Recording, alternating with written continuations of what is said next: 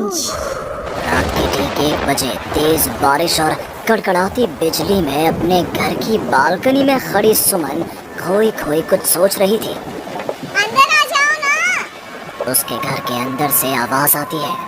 तब भी सुमन काले अंधेरे में खड़ी न जाने किसका इंतजार कर रही थी, जिसमें से एक औरत अपने 2 बच्चों के साथ उसके पास वाले घर में लाल रंग की एक कार से उतरती है और बारिश में भागती हुई सामने वाले घर में चली जाती है। हेलो, कौन? मेरा कुछ सामान तुम्हारे पास है, लौटाओगे नहीं? आपका क्या सामान? कौन है आप? और मैं तो इस घर में कुछ सेकंड्स पहले ही आई हूँ। आपको यहाँ का नंबर कैसे पता चला? मम्मी, हो सकता है कि जो फैमिली यहाँ पहले रहती हो, ये कॉल उनके लिए हो। नहीं नहीं, ऐसा नहीं है। बाहर कड़कड़ाती बिजली एक अनजान आदमी के फोन ने नेहा को डरा दिया था। वो फौरन कॉल रख देती है। चलो बच्चों, कमरे में चलते हैं, मैं तुम्हें सुला देती हूँ। पर यहाँ इतने अंधेरे में तो कुछ भी नहीं दिख रहा मम्मी। फ्लैश लाइट ऑन करो ना। नेहा फ्लैश ऑन करती है, जहाँ उसे ऊपर जाने की सीढ़ियाँ दिखती हैं और चारों तरफ सफेद कपड़ों से ढके हुए फर्नीचर। तभी नेहा की 3 साल की बेटी उससे कहती है, मम्मा नो माय लव, ये तो वाइट क्लोथ्स है। चलो ऊपर मम्मा आपको स्टोरी सुनाएंगी, सुनिए ना। चलो चलो चलो। नेहा स्ट्रॉबेरी को गोद में उठाती है और रोहन के साथ सीढ़ियाँ चढ़ना शुरू करती है। एक एक कदम उसे ऐसा एहसास हो रहा था मानो वो सीढ़ियों पर नहीं दलदल में कदम रख रही हो। ये मेरे पैर सीढ़ियों में धंस क्यों रहे हैं? बहुत देर चलने के बाद सीढ़ियाँ खत्म होती हैं। ऐसा लग रहा है मानो मैं जन्म से बस चल ही रही हूँ। जैसे तैसे थकी हारी नेहा ऊपर कमरे में पहुंचती है। जैसे ही फ्लैश बेड पर पड़ता है, वो देखती है कि उसके दोनों बच्चे पहले से ही बिस्तर पर सो रहे हैं। मेरा सर चकरा रहा है। बच्चे तो मेरी गोद में थे, यहाँ कैसे आ गए? और वो भी मुझसे पहले। नेहा कुछ समझ नहीं पाती और बेसुध होकर जमीन पर गिर पड़ती है। अगली सुबह उसकी आंखें सूरज की किरणें चेहरे पड़ने से खुलती हैं। नेहा बालकनी में जाती है, जहां उसे सुमन अपने बालकनी में खड़ी दिखती है। ऐसा लग रहा था मानो सुमन रात भर से वहीं खड़ी थी। सुमन नेहा को मुस्कुराकर देखती है। हेलो, मैं यहाँ कल ही शिफ्ट हुई हूँ। मेरे हस्बैंड का यहाँ ट्रांसफर हुआ है। आसपास कहीं घर ही नहीं मिला, तब 40 किलोमीटर दूर यहाँ ये घर मिला। आप यहाँ पर कब से हैं? पता नहीं, सालों हो गए, यहाँ कोई आया ही नहीं। पर अब तुम आई हो तो राहत सी लगी। आओ ना घर पर। हाँ हाँ, क्यों नहीं, मुझे भी कंपनी मिल जाएगी। वैसे कल रात ना यहाँ कुछ अजीब महसूस किया मैंने। मैं आकर बताती हूँ। नेहा सुमन से मिलने उसके घर जाती है और पिछली रात हुए इंसिडेंट के बारे में उसको बताती है। ये तो कुछ भी नहीं है नेहा, ऐसे तो कई इंसिडेंट्स मेरी एक फ्रेंड के साथ भी हुए हैं और रोज होते ही हैं। सुमन अपनी कार में बैठी अपने नए ठिकाने की ओर बढ़ रही थी। जंगल के बीच से गुजरती वो खुद से कहती है, ये सिविल इंजीनियर्स की लाइफ ना बड़ी मुश्किल है। कहाँ जंगल झाड़ी में रहना पड़ेगा। कार एक घर के पास रुकती है। लीजिए मैडम, हम आ गए। आपको कुछ जरूरत हो तो मुझे कॉल कीजिएगा, मैं ये बगल वाले घर में ही हूँ। सुमन घर के अंदर जाती है। डाइनिंग टेबल पर पहले ही खाना रखा हुआ था, पानी का ग्लास भी, टीवी ऑन ही था। ऐसा लग रहा था मानो अभी अभी यहाँ कोई था या है।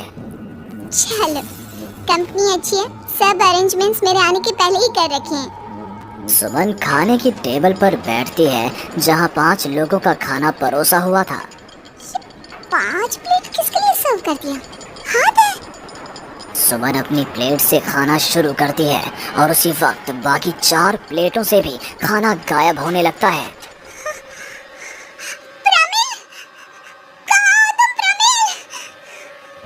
सुमन भागती हुई अपने ड्राइवर के घर पर जाती है। सुमन क्या देखती है कि प्रमिल जमीन पर गिरा हुआ है।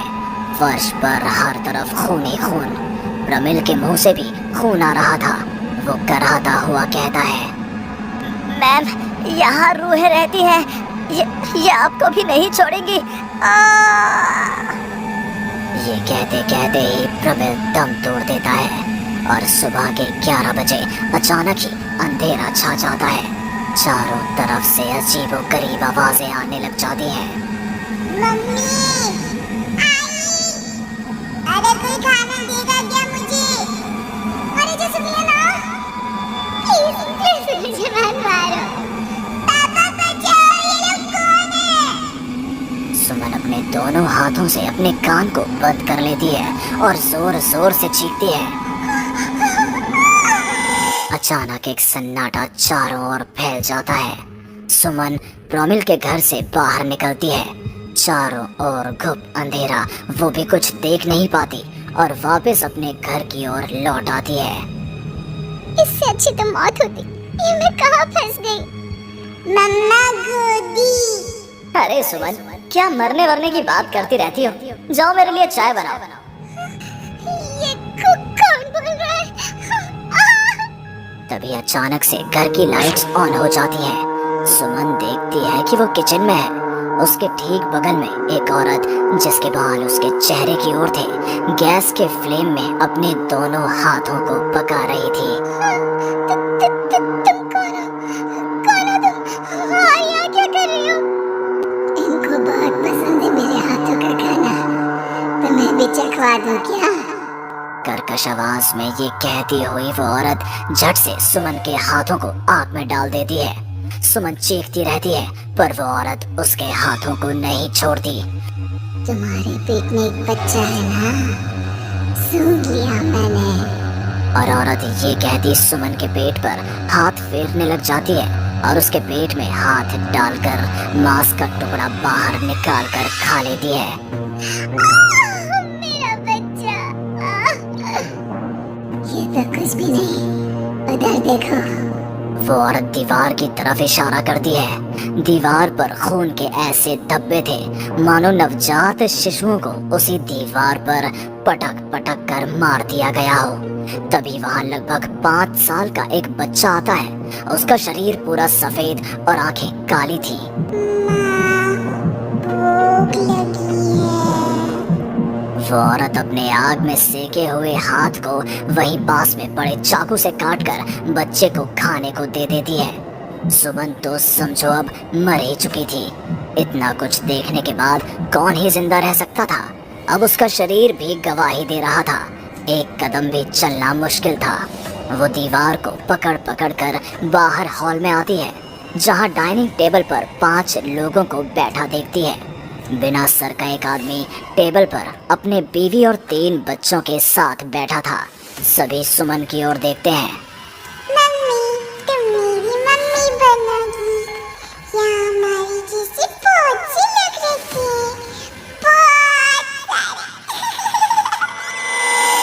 सारी। फिर उस लड़की का क्या हुआ? वो अब जिंदा है?